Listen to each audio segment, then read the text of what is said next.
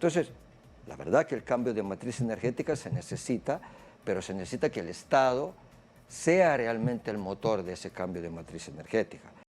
Está en nuestros estudios Gaetano Manfredi, él es consultor en gas natural, comprimido y licuado. Bienvenido, Gaetano, gracias por estar acá. Buenos días, un gusto estar con ustedes. Vamos a hablar de un tema que tiene una actualidad particular, ¿no es cierto? Tenemos una crisis otra vez con el abastecimiento del gas licuado de petróleo. Y otra vez la historia es que si no hay el oleaje anómalo, hay problemas en el canal de Panamá o hay el problema de mantenimiento de Pluspetrol, ¿no es cierto? Ahora resulta que prácticamente se juntaron las tres cosas una tras otra. Sí. Entonces, la pregunta es, ¿por qué estamos expuestos a esta situación si tenemos gas natural? Claro, esta es una muy buena pregunta, Nicolás. Una de las respuestas claras es que para comenzar, en el arco de los últimos años, por lo menos hace 5 o 6 años, se han venido dando muchísimas conversiones a gas de vehículos a GLP y también a gas natural, pero ciertamente las conversiones a gas de vehículos a GLP generan un consumo de GLP mucho más elevado que el balón doméstico y evidentemente, para darnos una idea, un taxi a GLP consume 6-7 galones de GLP que una familia consume en un mes. Entonces, finalmente con las grandes importadoras de vehículos que han comenzado a convertir a partir del año 2017-2018 grande cantidad de vehículos a GLP, ha crecido la necesidad de GLP y no ha crecido la infraestructura presente en el país. O sea, no tenemos una infraestructura de almacenamiento suficiente.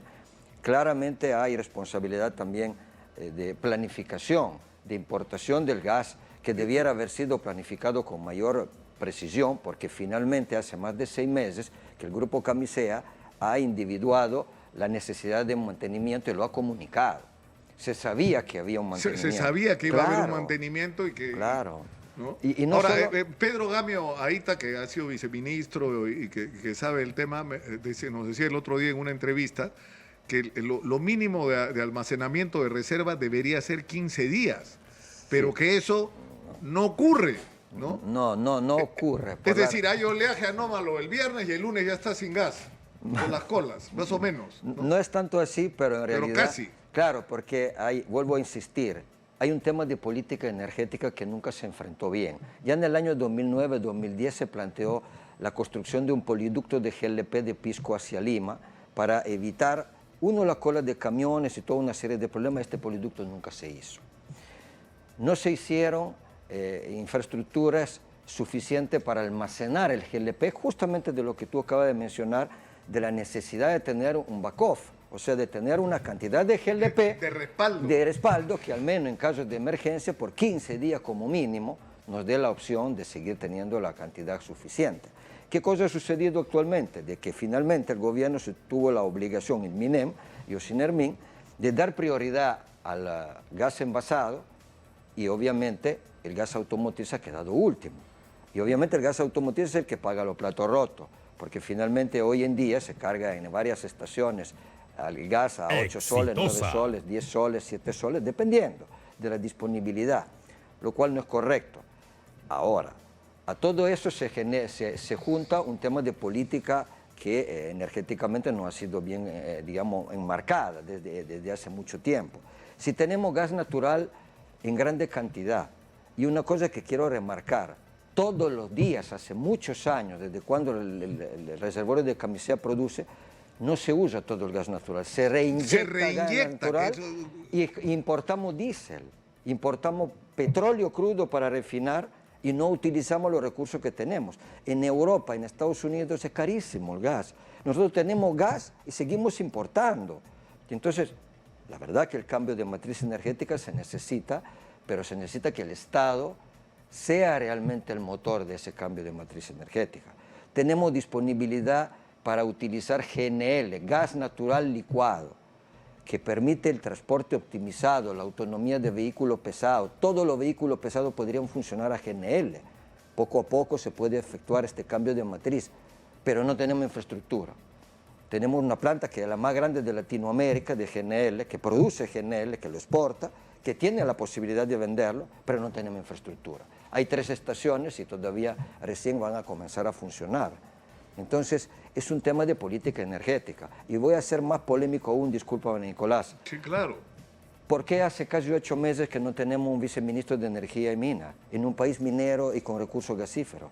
¿No hay viceministro? Bueno, no lo ha habido, no sé si en los últimos días lo han nombrado. El viceministro finalmente es una autoridad ejecutiva que ejecuta las cosas. Nosotros necesitamos que se ejecuten los planes que se están Ahora, implementando. ¿Qué es lo que hacemos con el gas? Es decir, sacamos el gas natural, que es nuestro, que no está, por lo tanto, dependiendo ni de los vaivenes de la situación de los precios mundiales, ni de los oleajes, ni de los problemas del canal de Panamá, ¿no es cierto? Acá lo tenemos, es nuestro. ¿Qué uso le estamos dando a ese gas? Bueno. ¿Dónde se va? Del 100% del gas natural que extraemos, ¿qué hacemos con él? Bueno, una parte se va a la planta de Pelchorita, a la planta de Perú NG para licuefactación, pero esto era parte del proyecto inicial que se sostenía solo si hubiera esta planta andando. Otra parte viene al mercado interno, el mercado nacional, que va a la generadora de energía eléctrica. Hoy en día tenemos casi el 45% de la generación eléctrica producida por gas natural.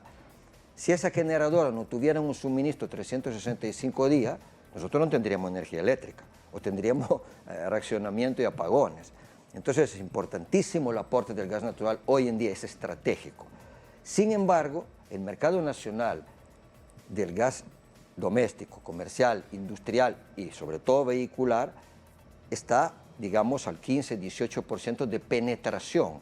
Para que tengamos una idea, Colombia, desde el año 90 y tanto que comenzó la explotación del gas natural y el tendido de ductos, tiene un 70%, 78% cubierto a nivel nacional de gasificación.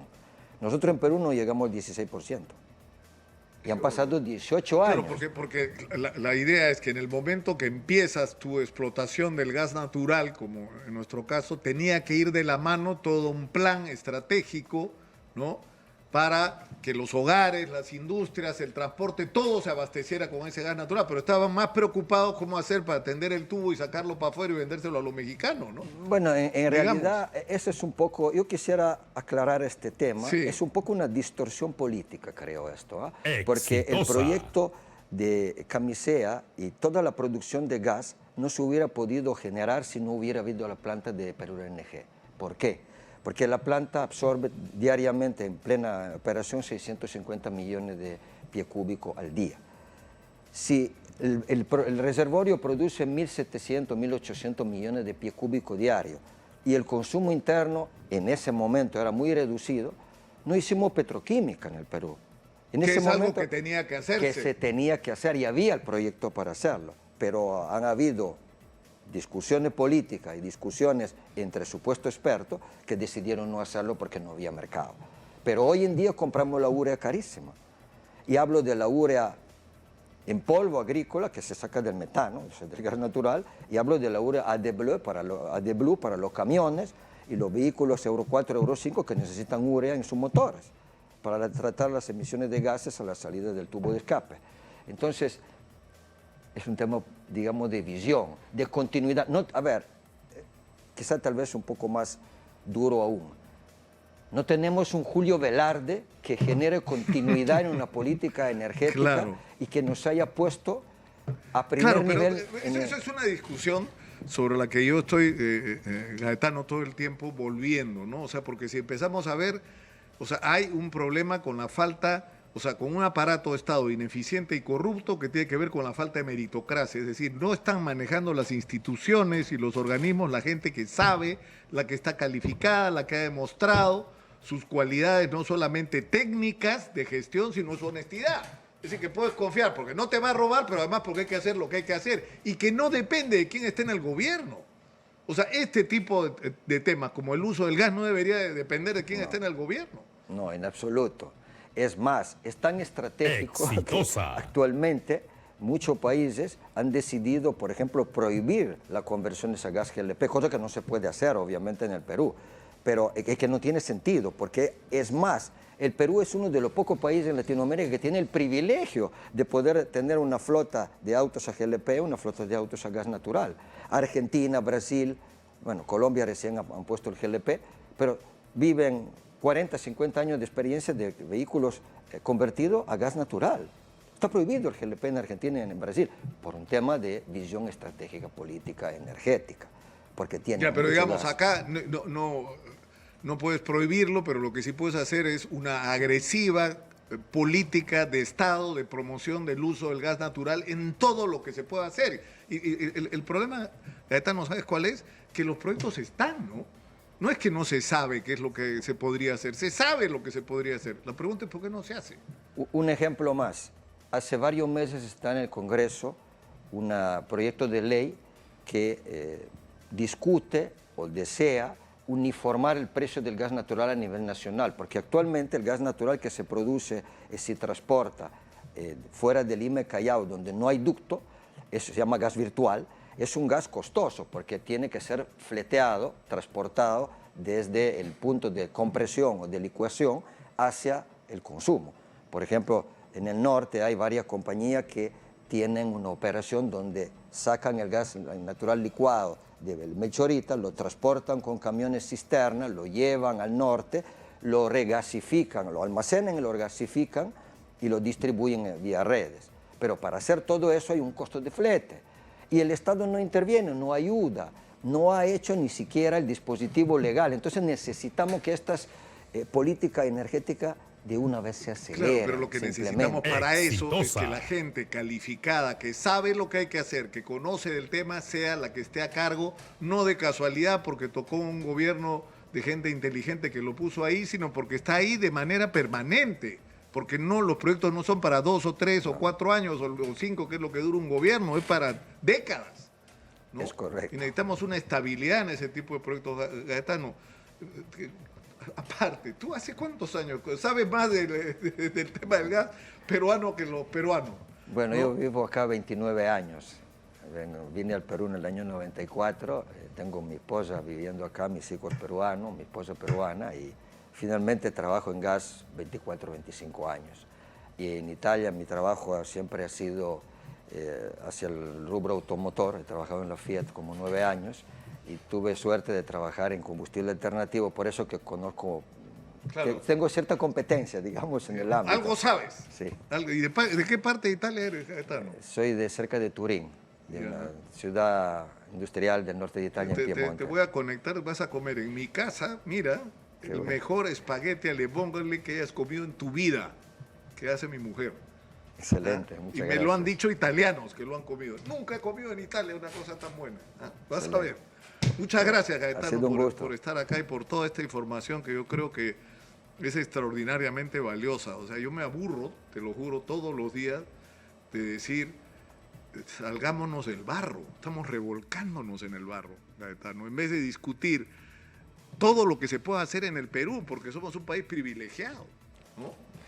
Eso es una de las cosas que en mi corazón yo siento de que cómo es posible que no podamos aprovechar de este país bendecido, que en Europa los viejos nos decían que Perú era el Eldorado, o decían que vale un Perú. O sea, claro, es realmente un país bendecido y no logramos todavía aprovechar todo lo que tenemos. Es algo, una locura, por ejemplo, no poder aprovechar del gas como no lo estamos haciendo ahora, ¿no? Muchas gracias, Gaetano, por estar con nosotros.